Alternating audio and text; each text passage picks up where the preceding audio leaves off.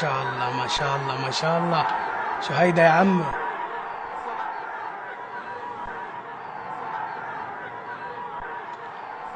بونجور دفع الله، كيف حالك؟ اشتقت لك كتير أخي، ولك ألف ألف ألف مبروك، ألف مبروك لكل السودانيين. والله شايفكم تتوسعوا مثل أمريكا. مبروك عليكم المدينة الجديدة. هاي شو اسمها؟ بيو لكرشولا. شو يا عمي؟ هي أصلا لإلكن؟ يا عمي يخرب بيتكم. طب شو فيكم فرحانين هيك؟ يا عمي والله ما فهمت منك شي، بس يلا. ايه هلا انا جاي بهيدا شو اسمه كبري الافتحاء. ايه بدي جيك على الموقف الجديد اللي جنب جاكسون. شو؟ لوين حولتوه؟ الموقف اجدد من الجديد؟ هيدا وين؟ يا عمي هيك بدي اجيك الديرة.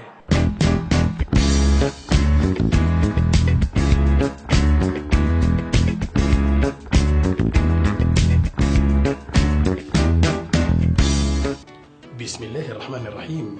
مشاهدينا الأعزاء، أسعد الله أوقاتكم بكل خير. إليكم الحلقة الثانية من برنامج يا أخواننا. كات. استغفر الله العظيم. في شنو يا مخرج؟ بطل حلقات تلفزيون السودان دي يا أخي. يا أخي ما ممكن يا أخي، ما ممكن يا أخي. أنا كل زول بيتكلم معي بيقول لي يا أخي بتحاكي زول وبتحاكي تلفزيون السودان وبتحاكي أي مصيبة. يعني أنا أقدم بشنو يا أخي؟ ده أنا كده يا أخي، ده أنا كده. في مشكلة اليومين دي في ولاية الخرطوم اسمها مواقف المواصلات العامة. لا ماذا؟ المواقف. ماذا؟ ما معناها انه الزول بقى والي، معناه المفروض يكون مسؤول من اي حاجة، هو اللي يعمل المواقف وهو اللي يعمل كده. يا اخي ما كفاية يعمل نجيل الساحة الخضراء كلها؟ الله، في زول كده ربنا يهدينا ويهديه. ده الزول الوحيد اللي في العالم الفسر مقولة الرجال مواقف بالرجال مواقف وشيلوا خد. موقف في الاستاد، وموقف في جاكسون، وموقف في كركر، واخيرا موقف في شروني. ليه عدم التخطيط يا اخواننا؟ المشكلة شنو؟ وين وزير النقل؟ وين والي الخرطوم؟ وين العلاقة اللي بيناتهم؟ انتوا ما بتتلاقوا؟ ما حصلت لميتوا في كوباية جبنة في شارع النيل؟ ما ضايفين بعض في فيسبوك واتساب ما عندكم عشان تتفاهموا تشوفوا الحاصل شنو ولا الفهم شنو يا اخواننا؟ لانه دي ما طريقة. حرام يا اخي، انتوا ما حاسين بالناس ولا ما شايفين الناس قاعد تتمشى كيف يوميا؟ قبل الموقف ده انا كان مقاس كراعي 40، بعد الموقف بقى مقاس كراعي 45. الخلق اللي بتمشوا يوميا بقت كرعينهم قدر المركب يا اخ. دقيقة دي حنة عشان ما بكره اجي القى في الكومنتات بحاكي الباغر وبحاكي سوزان عطله. لو انتم مرقتوا شله وماشيين للموقف الجديد ده مستحيل تصلوا كاملين اصلا، لانه بعد الماراثون ده اصلا حيكون في 2 3 توفوا في الطريق. لا والبصل هو الفايز كمان. قبل كده انا كنت ماشي الموقف ده، لما مشيت وتحركت لقيت نفسي انا وصلت المكان اللي انا ماشي له ذاته. انا اتوقع جدا انه في السنوات الجايه المواقف دي حتبقى مشاريع تجارية. ما تستغرب عادي عزيزي الشافع اللي حتقوم وتتخرج بعد فترة تلقى ابوك يقول لك والله يا ولدي لو نجحت انا هعمل لك موقف. وبعد الجوطة دي كلها وموقف هنا وموقف في البيت وموقف وين ما عارف. يا ريت لو عندنا مواصلات يا اخي في البلد. انا ما عارف المواصلات دي بتمشي وين. والله وقت الزحمة جون سينا ما يحجز مقعد في الموقف بتاعكم الجديد ده. طبعا وانت واقف في عز السخانة والشمس جادة وقاطعة نص وقميص كاروهات يقوم يجيك الإبداع الجديد. باص دبي داخل ولاية الخرطوم.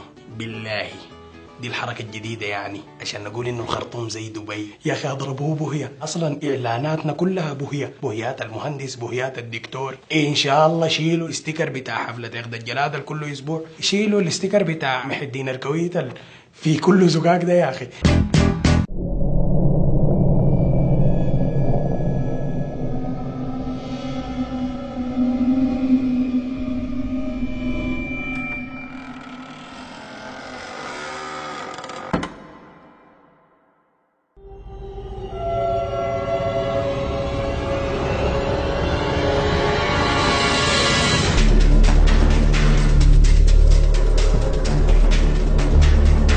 يا زفت. مرحبا سيادتك. ده منو القفل البلد ده؟ برضيك يا سيادتك مش قلت لك فيلم 200 الكلام ده. برضيك يا اخي لما جالتك الهاشمية. انا قلت كده. يا سيادتك. طيب خلاص امشي هسه طوالي افتح البلف. سيادتك والله ما بقدر يا اخي الحاج. طيب والعمل؟ والله يا اخي ما اعرف الليله بس عندنا عقد تقوم تجي تقنع الناس دي. ايوه الليله فيها عقد. اي لا خلاص انا بجي بقنعه لك. تب العقد ده حقي انا. بجي بقنعه لك. الله يبارك فيك. بعد المشكله العظيمه بتاعت المواقف والمواصلات الحايمه دي يا اخواننا، انا داير اعترف لكم اعتراف صريح، اعتراف من القلب. خلاص ما دايرين نفط. مشكلة النفط شوفوا غيرها، خلوا لنا النفط. فتحوا البلف وقفلوا البلف وسووا البلف وما تجيبوا ولو سمحتوا، وده سمع وداك ما سمع وده قال ما كلموه. احنا عندنا 20,000 مورد يا اخي. نيل من وين لوين يا اخي شغال جاري وتعبان يوميا وما في زول شغال بيه. انتوا قايلين من قلة ثرواتنا في السودان يا اخي، من قلة ثرواتنا يا اخي. هي وتاني هي يا يما، نحن ثرواتنا ثروات الهنا، إيصالات عندنا، والنيل ده من تحت لفوق. إن شاء الله نيلكم نيل الهنا ونيل السرور والثروة الحيوانية والدمغات يا يما. عندنا دمغة شريح. دمغة شريح؟ شريح شريح ده منو؟ دمغة الشهيد ودمغة الجريح ودمغة جداد. لو هي زول بنعمل ليه دمغة. انت اسمك منو يا زول؟ محمد. بنعمل لك دمغة محمد.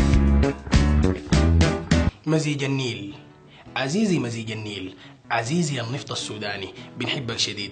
داير تمرق امرق الله يديك العافيه، ما داير تمرق وداير تمشي لينا يمين وشمال، نحن اصلا ما فاضيين ليك ذاته بالثروات اللي عندنا. وبعد ده كله يا اخواننا، انا شايف الناس اليومين دي بدات تتذمر وتقول كلام كتير في السودان. اخواننا السودان ده بلدنا بنحبه من جوا، وبالله عليكم ما يلاقيني تاني زول يقول لي يا اخي السودان ده مودينا على وين ولا ماشي وين. بالله عليك قبل ما تركب اسأل بس.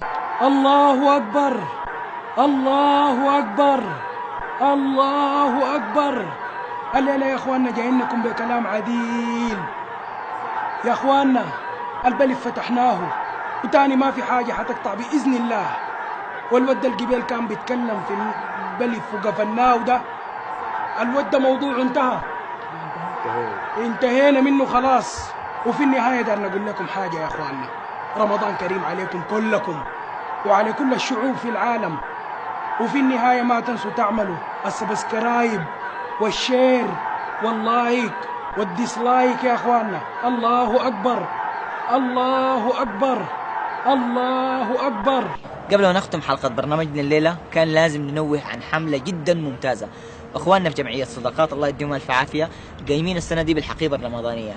تكلفة الحقيبة 250 جنيه، وطموحين ان هم يجهزوا لحد 15,000 حقيبة يتم توزيعها على الاسر المحتاجة. انت ممكن تدفع ومخير تدفع اللي بتقدر تدفعه من جنيه لحد مليون لحد اكتر زي ما انت عايز. وطبعا لانه الشباب فعلا متحمسين ووصلوا ما شاء الله لحد يوم الليله لحد يوم التسجيل ل 80 مليون. شركه زين كمان جزاهم الله خير تحمسوا معاهم وقدموا خدمه جدا جميله، اللي هي لما شخص يحول جنيه هم كمان بيدوا جنيه من عندهم مجانا او زياده. الفكره بتكون كالاتي: بتدفع انت جنيه وزين بتدي بدل الجنيه 2 جنيه، يعني مش حسنه واحده، الضعف. اتمنى ان شاء الله ربنا يتقبل مننا ومنكم الحسنات والطاعات. السلام عليكم.